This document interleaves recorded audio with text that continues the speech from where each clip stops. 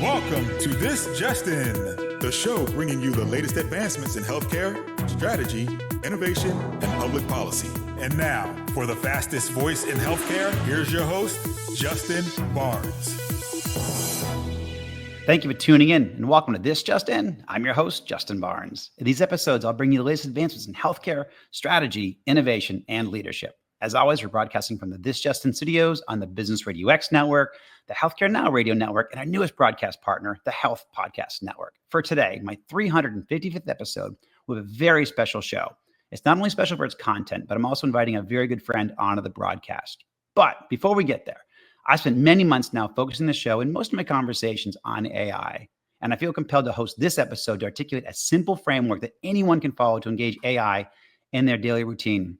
I'm primarily going to focus on business use cases, but these principles that I'll share certainly transcend to our personal lives and all aspects of optimizing AI. So for this show, AI, a foundation for everyone. However, before we dive in too far, I want to welcome my good friend, Jake Reid, to the show. Jake has been on my team now for 3 years and has been a significant component in how I've learned and built my world around AI, and certainly in incorporating AI in almost everything that I do, from my personal development to the radio show, and certainly now as a trusted colleague in my growth performance company. Welcome to the show, Jake. Thanks, Justin. You know, I'm usually behind the scenes helping run the show, but it's fun to experience what it's like on the other side of the mic. Absolutely. And as we're talking off air and prepping for the show, I want you part of the show more often. I said at least probably quarterly will be good, maybe a little bit more. But yeah, you do a great job behind the scenes. But you also work with me a lot on these topics, on the research, bringing these documents and presentations and talking points together. And this is better than anybody else, or certain as well as most of us out here. So I'm grateful to have you. Glad you're here today. And let's just have a really good conversation. Again, this show for my audience came together really quickly because Jake and I have been working on an AI playbook in the background, but I think it's something that it was time to bring forward. We use it a lot, again, to prepare for my radio shows and make sure that we have the most relevant content to the topic. But I think it's time to really publicize this, begin talking about it more openly. And we deploy AI not only to stay ahead of where innovation is going and how it's being used in our society and communities, but also to ensure our business partners at Growth Performance, deploy the very best and most optimized AI strategies from the start. And certainly, from a radio show, this topic has been AI has been a topic for the last 6 months fairly heavily. Obviously, we've been talking about it for the last couple of years, but I think there's not a episode that goes by that we don't bring up AI. And it's not AI just to bring up the term. We're coming across real tangible best practices, real tangible use cases, how people are deploying it out in the real world, whether it's, for the most part, it's always in healthcare. However, we're deploying, AI internally to our own business operations. We work primarily in healthcare, but our operations, are all go to market for the most part. And so we use AI deployed across all those different mechanisms. And to be most optimized in everything that we do, we deploy AI and very intelligent AI. And I'm going to dive into that because that's kind of one of the tenets that came together for this show, and the reason why we wanted to have it sooner rather than later, because we find ourselves telling our peers, partners, clients on how to set up the right AI from the beginning. I think it's really important that I like to say, well, you may have some AI created and so maybe some small language models and large language models created. It's never too late to align or realign your AI strategy. This is not a short-term trend or a fad. AI will transform every aspect of our business and personal lives. And I know you hear that a lot, but the more I dive into it, the more I realize and I see it. So obviously, let me give you a hot take from you, Jake, before we dive in here. Yeah, absolutely. As you say, it's been great working alongside you on this AI playbook, and it's been an exciting project. It's also been a very educational project. As new use cases come up daily for this technology, you just need to stay on your toes to learn how to implement them for what you need. And as you had mentioned, it's never too late to refine your approach to AI, especially as it's constantly evolving, whether that be integrating the usage of an LLM or just further workflow automation. Just find the best use case for your scenario and go from there. Yeah, great point. And I'm gonna dive into that, and we're gonna dive into that here in the next 22 minutes or so as we broadcast this show. But I've even been so inspired over the last really month and a half. I think we had John Halamka and Paul Cerrato back to back to back in 3 different episodes. And you can't help but be tremendously inspired with John and Paul. And so from that, I actually decided to go back to school myself.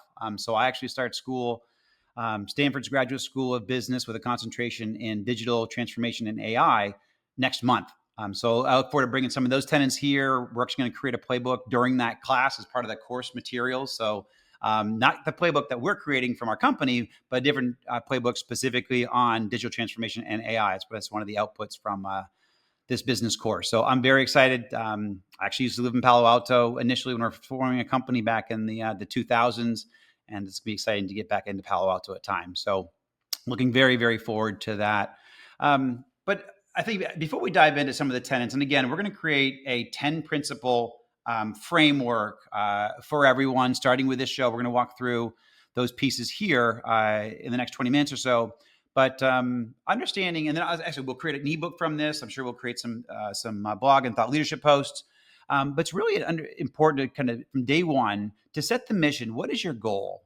In mine specifically has been for the last 25 years, 30 years now, 31 years or so, is really create a more sustainable healthcare system. And Jake and I actually were talking off air a little bit about this.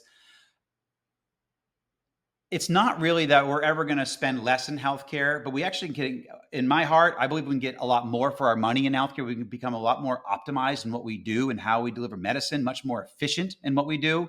In the early days, now 20 years ago, really worked a lot with Congress on the sustained growth rate and the administration as well, but specifically MedPAC and Congress, because every year, people may not know this, but there were physician cuts always in the budget. And so we're always working just to make sure those cuts would not go into place and look for offsets, either financial offsets or creating financial incentive models that would allow physicians to not only stave off the SGR cut, they call it the SGR cut, a sustained growth rate cut, part of the Medicare formula, but also get incentives, maybe a 3% or 5% increase in reimbursement if they move down some quality tracks or other types of tracks with financial incentives behind them. So something that has been near and dear to my heart for now well over 20 years. But that's really, the precipice of how I got involved deeply in this, not only in the tech side, but then also what do you bring directly to these providers? What do you bring directly to these health systems in our communities to enable them? Not only with technology, but healthcare ecosystems that are sustainable, that every family and individual can participate in. That's really deeply rooted in what I do, my guiding work, again, all my policy work, even how the show was founded. It's been a great journey. And now with the advent of chronic care management and value-based care, it's going to continue on. So it's great to see those pieces. And without getting too deep too fast, how AI is being deployed in those markets and how AI is actually helping those specific tenants is significant. And here's my promise to you for taking the time to listen to this show and be a part of my different engagements is we will create this 10 principle playbook over the next couple of weeks. We'll begin to publish this out in multiple ways. And certainly, getting into 2026, you're going to see a lot more of this. I'm probably going to be dedicating at least half of my shows to AI best practices. A lot of them will be tailored towards healthcare, but also a lot of this, as you're going to hear, is transcends well past healthcare and applicable to your daily lives. I've even found it in a lot of my personal relationships. So it's kind of cool how, again, once you understand AI and how it can benefit you and how to really integrate it into your life cycle and your lifestyle, it can make a transformative change to you. And no pun there, because that is the name of John's new book and Paul's new book, Transform. But it is very transformative. So I'll stop there, Jake, before I continue on. Anything you want to add to that? I know that it's kind of cool because John and Paul almost as well as I do, just because you've been behind the scenes listening to all of those different shows and helping us put those segments together. But any thoughts that you have there?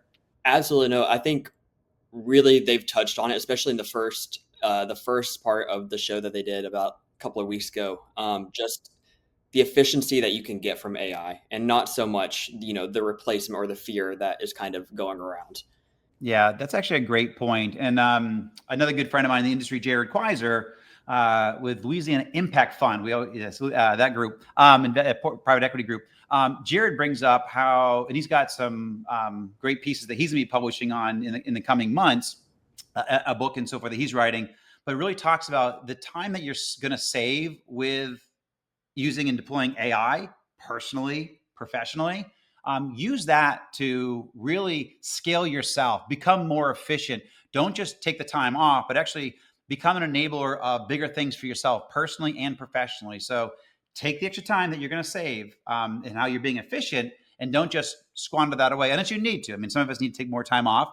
But for a lot of us who are achievers and overachievers, maybe we can achieve more in that 8-hour, 10-hour, 12-hour day. So, and think, how can, again, this doesn't have to always be in business. This can also be in our personal lives. How can we be better partners, spouses, husbands, wives, all that good stuff? So something really important to think about how AI can benefit you, not just only in the business sector with your teams, but also you personalizing. So brings it to my first principle, and our first principle. See AI as an amplifier, not a substitute. So again, I'm going to bring a lot of these references and examples will come back into healthcare, but this again transcends to personal lives, and no matter what sector you're in. But if you have a good workflow that you've already figured out, then AI would absolutely amplify that. But if you have a broken workflow or something that's not working, AI is not going to make it better. It's actually going to make it worse, and make it worse faster. So this is where good leadership and strong leadership comes in, and best practices and fundamentals. That's why AI is not going to replace everything. And there's no, again, what Jake said there, and certainly what Paul and John have brought up numerous times on the show before, is we still need humans. We still need to be in the middle of a lot of this, but see AI as an extension of what you do, as an amplifier of what you do, but an amplifier being, you need to make sure that you are deploying best practices. It's not a substitute for work. It's an amplifier for the work and the best practices that you've already created. So make sure you have those down pat. It'll absolutely, again, workflow is better or much worse. What are your thoughts there, Jake? I know you've worked a lot on that. Yeah, absolutely. So I see AI as, the replacement to friction, inefficiency, and especially burnout, staff burnout.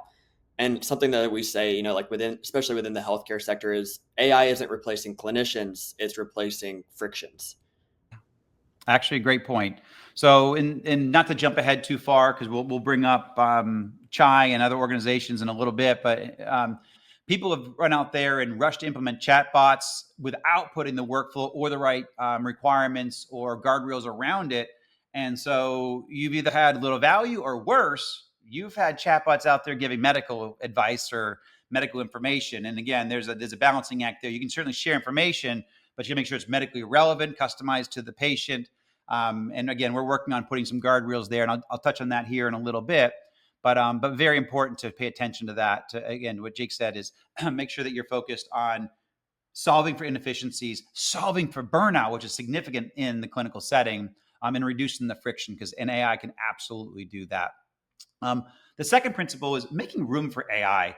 Leaders must create capacity for AI investments. So this is one of our clients and dear friends, AMD. They spend a lot of time with their customers, and certainly the larger ones, making sure, how can we do more with less? How can we innovate faster with maybe less of a footprint, and certainly less on the ecosystem? I mean, on the environment. Even these are very efficient types of systems and stacks that you can run, and you can cut down your operating power by half in a lot of different settings. It's just an example, and lots of people like Amazon, AWS, these people all experience this, and certainly Dell and AMD were part of all those different ecosystems. We've seen these tangible benefits right up front. So, but by shrinking that data center, it's just one example, but shrinking that data center, you can free up a lot of capital. We've had one of our customers free up $1 million a year in CapEx expense. So $1 million a year for, say, a health system, that makes a big difference to their operating budget, and makes room not only just to save the hospital money, but also invest in advanced AI in their organization, because they need to do it. So it's not just about spending more money; it's about how can you become more efficient, so you free up capital to invest in AI projects. And Jake, you've heard a couple of these. So what are some of your thoughts there? Absolutely. So recently, you and I attended a AMD Dell AI Summit, and one of the key pillars that they were talking about was normalizing and modernizing before scaling AI. Too often we've seen organizations spend on AI pilots that stall because the fundamentals, the infrastructure, the clean data, the workflows, the operational alignment as a whole just weren't in place to scale. Yep. No, excellent point. And so this is an opportunity to kind of do a reset and a reevaluation, and make sure that you're implementing and deploying AI in a real operationally efficient manner and way. The other thing I want to bring up is leadership in the AI age. I created the piece, and Jake and I actually created the piece together several months ago on not only it's leading, but in this new age and having high emotional intelligence or high IQ and creating a psychologically safe community and environment for your innovators, for your teams. You're going to need this intellectual space and advancements to truly deploy AI in a very innovative way for your business. It's not about doing, again, the same thing. This goes back to the whole workflows and really innovating around what you do. It's about you evolving as a leader, how you lead in these environments, how you foster a culture of innovation. And again, going back to having a real strong EQ, emotional intelligence for you as a leader, but then also fostering those types of environments, allowing creativity. Failure is fine. Fail fast. We do. I've been an entrepreneur for over 30 years. Failure is okay. You want to fail fast. You obviously want to fail safe. That's also the one thing that has come out a lot in the last couple of years is failing safe. But allow your teams to do that in a controlled environment. If you don't give them the space to fail and the opportunity to fail, you are going to fail in a bad environment. And in the day we work in hospitals and health systems and practices every day, we can't afford that. So we have to afford our teams to fail and stretch the limits and really test where they can go. And that's where a strong EQ as a leader comes into play and really truly fostering a culture of innovation. Unfortunately, I see a lot of people talk about it, but they don't do it. They don't evolve their leadership skills. This is critically important. So something I want to touch on again, we published a piece here several weeks ago on that. It's done pretty well. I've been now on a couple of radio shows myself discussing that topic specifically just because it's not just about putting AI into your engineering team and saying, all right, guys, figure it out. It's you leading them forward. You might have a great CTO or a great chief data officer or a great CIO, or chief innovation officer, all those, but you also, as the president, CEO, or leader of an organization, make sure that you're embracing those technologies, that type of leadership skills and those leadership styles. It makes a very large difference, which then leads into our third principle around guardrails and governance. And I brought that up a little bit. And our good friend, John Halamka, that we brought up a couple of times, he used the example, a soup can without a label is useless unless it's validated and transparent. So buying an AI algorithm today is like buying a soup can without a label. You have no idea what's inside, which is very, very true. So you got to make sure that you kind of know what you're buying. You've looked at how it's relevant to you. There's a lot of promises out there, but really understand what you're trying to solve. And I'll dive into that a little bit more in a future discussion here, but you need governance, you need transparency, you need clinical validation. So these are really important points that will help you create the right AI model from the start. Again, we want to do this show today, and we probably will do a follow-on show because the way we're tracking in time. This is about starting or reinventing or restarting your AI journey, about getting the right data, the right strategy, the right leadership, having the right guardrails, having the right governance. If you have all that, you'll have the most optimized AI strategy for your organization. But before I go on, what are some of your thoughts there, Jake? Yeah, absolutely. Well, you mentioned guardrails and governance, and that kind of made me think of what you alluded to earlier, is the work that you're doing with Chai.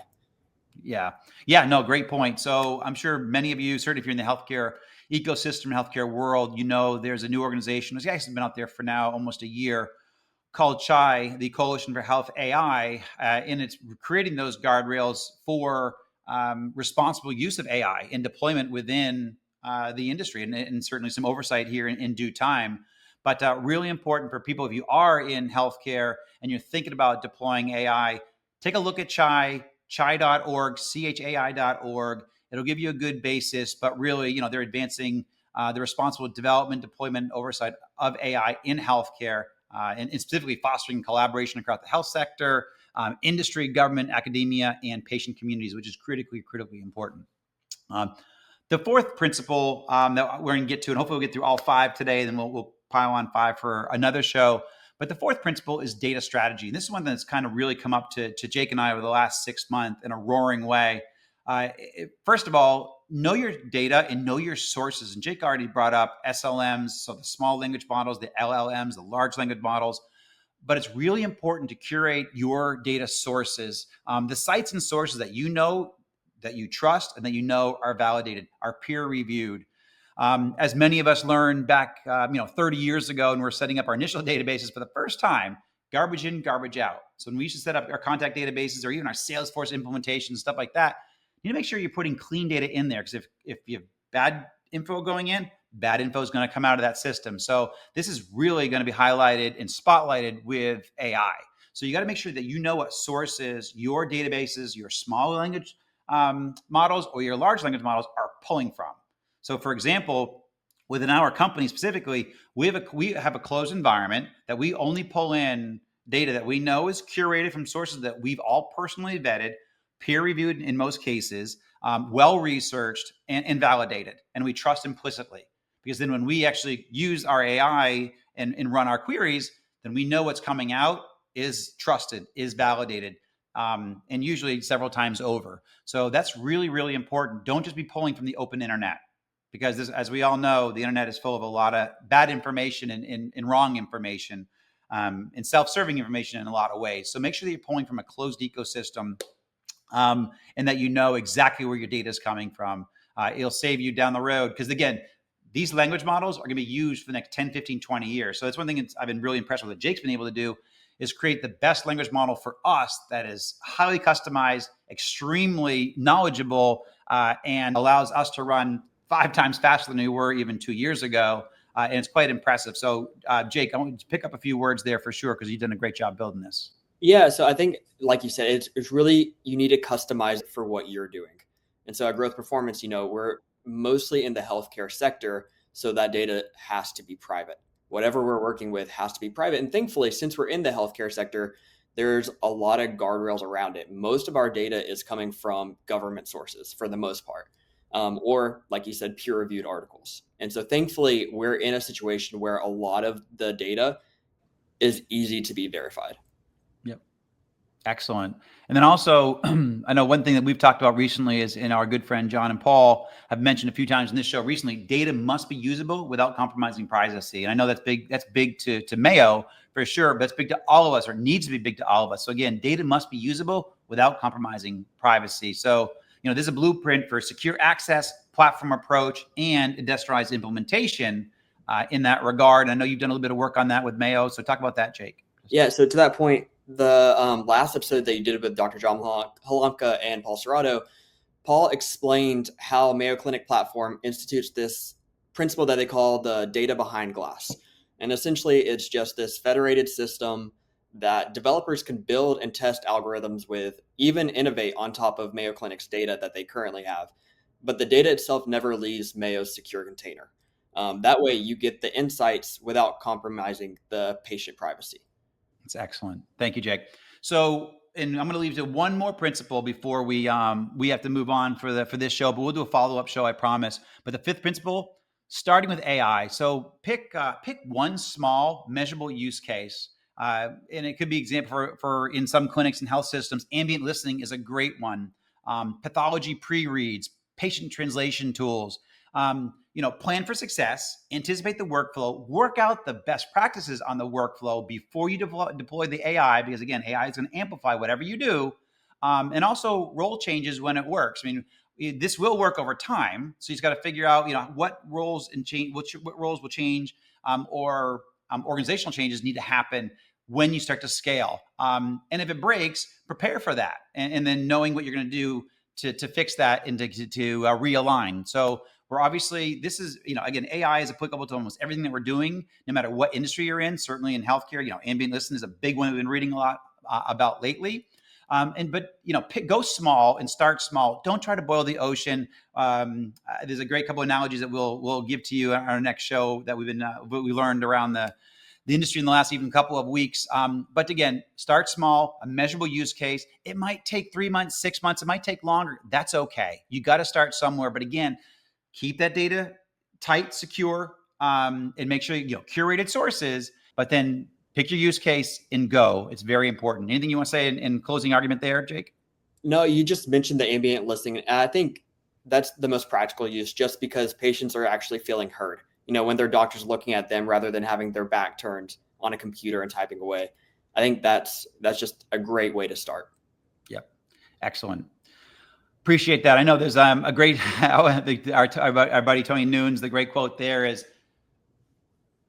don't try to eat the whole Christmas dinner. Just start off with the ham sandwich. It's a great analogy. Start small, but start somewhere. I love that. So anyhow, Jake, thank you so much for joining me today. And thank you to everyone listening on air. As always, we truly appreciate you taking the time out of your busy schedules to join us. And a big thank you to all my listeners and supporters who voted us 2024 Podcast of the Year. We are so grateful.